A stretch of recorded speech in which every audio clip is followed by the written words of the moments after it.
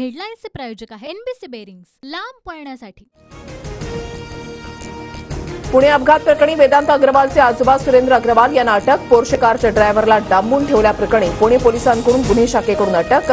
सुरेंद्र अग्रवालच्या विरोधात येरवडा पोलिसांनी लावले अपहरणाचे कलम। पुणे अपघात प्रकरणाचा तपास गुन्हे शाखेकडे वर्ग। येरवडा पोलिसांच्या भूमिकेबद्दल संशय निर्माण झाल्यामुळे सहाय्यक पोलीस आयुक्त आरती बनसोडे यांच्याकडून तपास काढला। पुणे अपघात प्रकरणी येरवडा पोलीस ठाण्यामधील 2 पोलीस अधिकारी निलंबित। तपासामध्ये दिरंगाई केल्याप्रकरणी पोलीस निरीक्षक राहुल जगदाळे आणि विश्वनाथ तोडकरी यांच्यावर निलंबनाची कारवाई। आमदार रवींद्र धंगेकरांनी पुणे पोलीस आयुक्तांनी पैसे घेतल्याचे पुरावे द्यावे। उपमुख्यमंत्री अजित पवारांची प्रतिक्रिया। पुण्यातील हडपसरमध्ये किरकोळ वादातून टोळक्याकडून 10 ते 12 वाहनांची तोडफोड। हडपसर पोलीस ठाण्यामध्ये अज्ञातांविरोधात गुन्हा दाखल।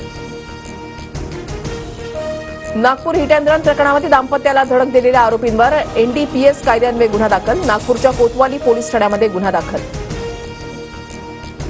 डोंबिवलीमधील स्फोट प्रकरणाचा आता स्पेशल टास्क फोर्स करणार तपास। आरोपी मलय मेहता आणि मालती मेहतांना आज कोर्टामध्ये हजर करणार।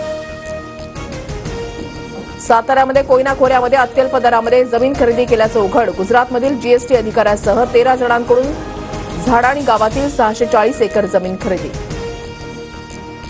ठाकरे गटाकडून अनिल परब यांना मुंबई पदवीधर मतदारसंघातून उमेदवारी, तर मुंबई शिक्षक मतदारसंघातून जमो अभ्यंकरांना ठाकरे गटाकडून उमेदवारी।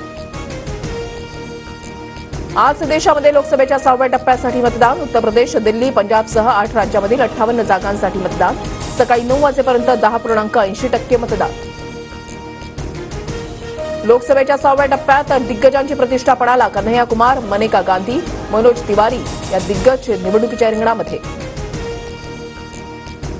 राहुल गांधी, सोनिया गांधी यांनी बजावला मतदानाचा हक्क। प्रथमच राहुल गांधी, सोनिया गांधींकडून दुसऱ्या पक्षाच्या उमेदवाराला मतदान। दिल्लीचे मुख्यमंत्री अरविंद केजरीवाल आज मतदानाचा हक्क बजावणार। आम आदमी पक्षाच्या स्थापनेनंतर अरविंद केजरीवाल प्रथम दुसऱ्या पक्षाच्या उमेदवाराला मतदान करणार। शिवाजी विद्यापीठाचा कुलगुरू आणि परीक्षा संचालकांविरुद्ध राज्यपालांकडे तक्रार। पेपर तपासणी, पुनर्मूल्यांकनासह अनेक विषयात अनागोंदी कारभार चालत असल्याचा आरोप। जलवाहिनींच्या दुरुस्तीसाठी नाशिकमध्ये पाणीबाणी। शहरामध्ये आज पाणी पुरवठा बंद राहणार, तर उद्या शहरामध्ये कमी दाबानं पाणी पुरवठा होणार। खडकवासला धरणामधील पाणी तळाला, तरीही दौंडसाठी कालव्यातून 1 टीएमसी पाणी सोडण्यास सुरुवात।